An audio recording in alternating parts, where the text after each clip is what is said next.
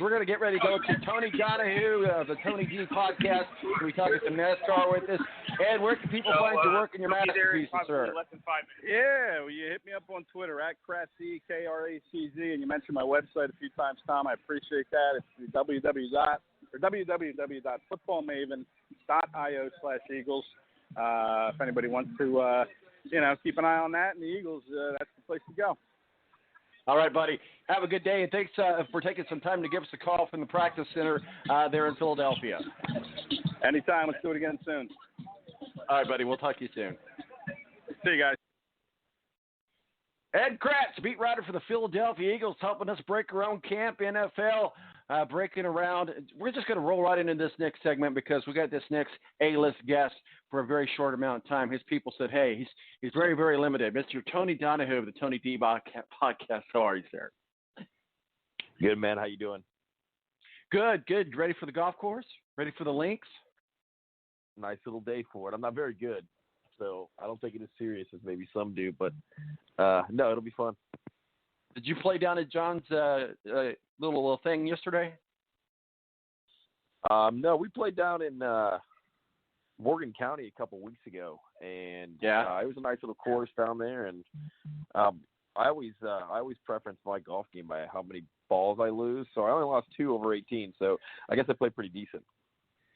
Well, you're doing better than me because I preface my golf game about how many beers I drink, and I'm usually around 18 too. So 1 beer per hole. Hey, that's a solid pace to keep up. Oh man, I'll tell you what. Well, let's talk a little NASCAR. I appreciate you jumping on and talking some NASCAR with us.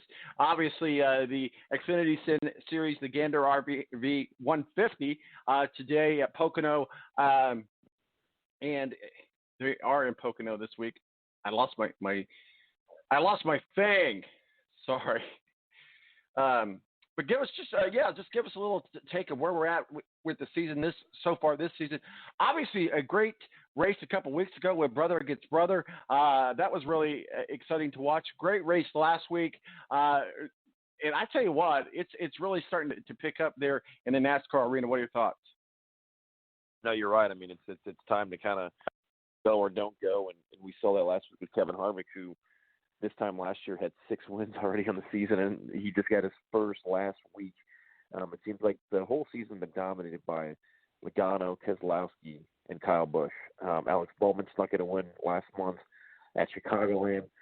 There's a lot of guys trying to get into that 16th spot or stay above that line. We saw it with Kyle Larson, who doesn't have a win this year. His teammate Kurt Busch got that win, as you mentioned, at Kentucky a few weeks ago. And Larson was in trouble yesterday. He got into a wreck in practice. So they're behind the 8 ball at Pocono. It'll be a good race. It's very similar. There's a lot of things that these drivers can learn that they could take to Indianapolis in a couple weeks, which we know is the last race before the playoffs.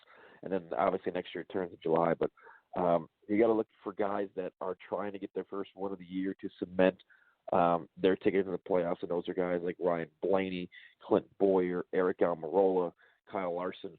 There's a lot of drivers that still need to get that first win in 2019.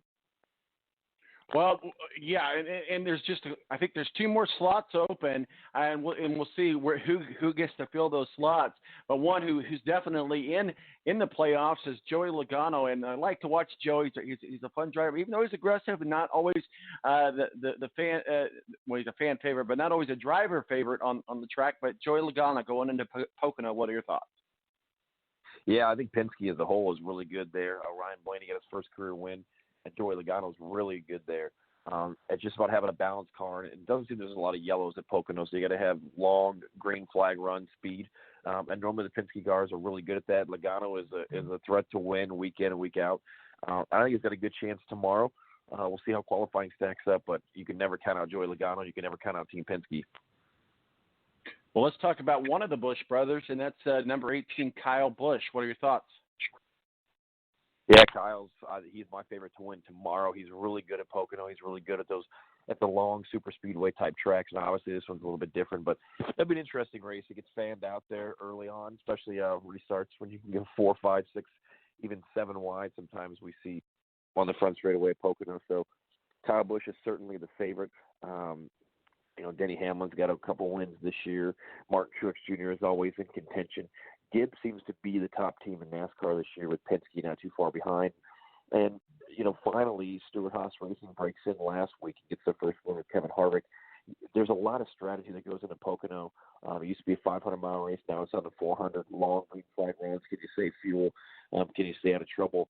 So we'll see some different strategy throughout the stages tomorrow. And then, obviously, for the win, because, as we mentioned, there's about a group of 5 to 8 drivers that are trying to get that first win to make sure they are locked into the playoffs.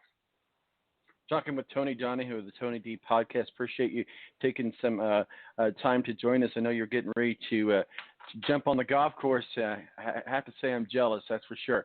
Brad Keselowski, number 2, Brad Keselowski in the Ford machine. What are your thoughts? Yeah, Brad's tough. He's always tough. He's going to be in contention again tomorrow. The thing with Keselowski is last week he was so good early in that race, and then he kind of faded, which is not normal for a Team Penske driver. He finished 10th last week in New Hampshire. Normally, Brad may be starting anywhere from 5th to 12th, and then just gradually moves his way up to the field. But last week was opposite, so I expect a bounce back for him. And I think when we get down on that Championship 4 at Homestead coming up in November around Thanksgiving, it's going to be Brad Keselowski as one of those four drivers that are contending for the championship. So if you're looking at the playoff series as it stands now, who would you say obviously he's on the bubble, and who would you say is going to get in? Who's going to not get in? And I guess what I'm asking you, who's going to be the final selection of the playoff run? Yeah, I mean it's going to be tough. It's going to come down to this next month, as we know, and there's some tough tracks. You got Bristol, you got High Speed in Michigan, and then you got Indianapolis. You look at those guys that don't have a win that are right there on the cusp. Kyle Larson, he had a win last year. Ryan Blaney had a win last year in the Roval, made the playoffs. William Byron is 12th right now in the standings. Eric Jones has been very good and has come on lately for Joe Gibbs Racing, but he doesn't have a win. Remember last year he scored that win at Daytona that got him into the playoffs. Ryan Newman, Clint Boyer, 15th and 16th. A guy like Jimmy Johnson, who has a second-place finish this year. Daniel Suarez, Paul Menard. I think Johnson will find a way to get in. I've been really surprised with Ryan Newman. And last week went to a backup car, started in the back, drove it into the top 10. That's the car that last year, that 6 car for Roush, does not have a lot of speed. So I'm impressed with Ryan Newman, 15th in the points right now. Do I think he's going to stay and make it into the playoffs? I don't. I think Jimmy Johnson will find a way to sneak in there. Chase Elliott, I like this kid. I've liked him ever since they brought him up, and he's ever since he's been a rookie. Chase Elliott at Pocono tomorrow. What are your thoughts? Yeah, I think Chase has a good chance to score top 10. I don't think he's going to win. It seems like Kendrick Motorsports has kind of been behind. We're used to seeing them as the number 1 team in NASCAR throughout all those years. Now they're probably 4th or 5th. The thing with Chase is he's got that win. He's 8th in points. He can play a little bit of a conservative role if he needs to. But I think that Napa Chevy is going to be a top 10 tomorrow. I think he's going to be in contention for the win. I don't, but he's got a lot of tracks that are really good for him coming up with Watkins Glen coming up. Bristol, he's always good at, in Michigan. So I expect Chase to have a really big month of August heading into the playoffs. Let's break down Pocono. The track, obviously one of the most scenic tracks on the NASCAR series. Certainly a fun track to race at, both IndyCar and NASCAR race there. But tomorrow, Pocono, let's break down that track. And what are your thoughts? The X's and the O's, the dark horses. What are your thoughts going into Pocono tomorrow? Yeah, it's gonna have to see. It seems like time they go to Pocono it rains, so there's always that factor in. You're going to have drivers like Clint Boyer, drivers like Ryan Newman, those guys right on the cusp of making the playoffs, going different strategies. I like Kyle Busch tomorrow. It's a track where you're going to have to take 4 tires on every stop. New Hampshire last week, we saw a lot of 2-tire stops, and you can make the tires last. At Pocono, big tricky triangle, only 3 turns. All 3 turns are different. We see havoc in all 3 of them. But it's going to be huge if there's a late race restart, what positions you can make up, where you position yourself in that restart, and how they fan out. Because we've seen it with NASCAR fans out so often on that front straightaway. So it should be a good one, but I expect Kyle Busch to be up there. Yeah, fun fact about those 3 corners. One of the corners is actually designed, I think, after turn 2 at Indianapolis. The other one's Talladega, and the other one's Daytona. Am I correct on that, those 3? I think it's Indy, and then it's Milwaukee, and Milwaukee. Then I believe it's the old Trenton Speedway out in California. I got you. Well, I appreciate you, Tony, joining us. I hope you have a good game there, and we'll have to have you report back to us because it was great having you talk NASCAR in your Jim Nantz voice. So you got to end by saying, "Welcome, friends. We are nestled upon." Sorry, sorry, there was no music playing in the background. We'll have to work on that for next week. We'll do it, buddy. You have yourself a good weekend, sir. Thanks for joining us. You too, bud. Take care. Thanks. Tony Donahu from the Tony D podcast joins us to talk some NASCAR. He was on the golf course. He's like, I'm going to be on the golf course tomorrow, but I'll call in for a few minutes while I'm waiting to tee off. I'm like, that's really cool. So that's awesome. Ed Kratz joins us from the practice field of the Philadelphia Eagles. It was really fun to hear all that in the background.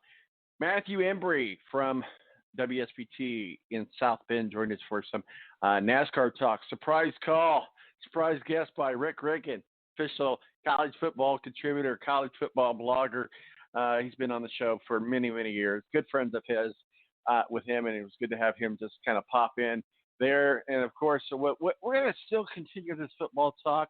And coming up here at the bottom of the hour, Mo from the BS Sports Show, we're going to continue the NFL talk. The NFL camps are open, and we're going to, and certainly if you want to talk some NFL with us or anything, give us a call, 917-889-8516. We're overdue on a break. We'll be right back right here on the Balance Radio Network.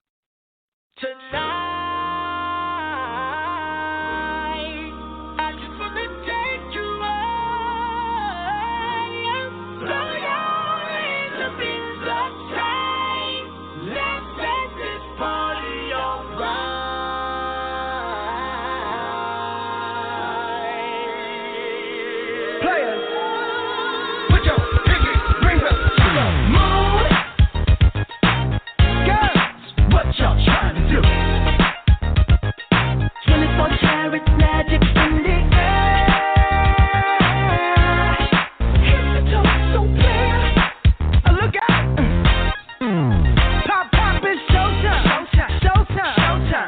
The Air National Guard is a reserve component of the United States Air Force and serves alongside active duty Air Force members in times of a national crisis. In addition, the Air Guard serves the state and local community in a wide range of capacities.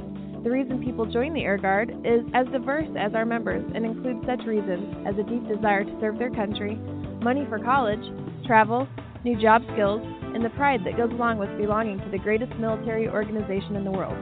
I joined because I felt a calling to serve my country, but I didn't want to be far away from my family, so the Indiana Air National Guard was a perfect fit for me. With over 95 different career opportunities to choose from and 100% paid college tuition to any state-funded college, why not give us a call? Call 1-800-841-3103 or visit online at goang.com to find out more. Again, that's 1-800-841-3103. The Air National Guard, guarding America, defending freedom. It's double trouble, double the fun at African Safari Wildlife Park in Port Clinton, Ohio. See the largest antelope on Earth, the giant eland, and the ugliest creature on Earth, the African warthog. There's so much to see and do, including the Midwest's only drive-through safari. Feed the animals, see live educational shows, feel the excitement. Have your picture taken with a python or cockatoo. Feel the adventure. Shop the Symbol Lodge gift shop with items available from around the globe. Visit the snack bar or picnic facilities. Enjoy a pony or camel ride. Or cheer your favorite porker on to victory in the famous Pork Chop Down. Bring your family to see the rare and exotic animals at African Safari Wildlife Park in Port Clinton, Ohio. Just take Route 2 to the Route 53 North exit and follow the sign. Only 17 miles west of Cedar Point via Route 6. Open every day, rain or shine.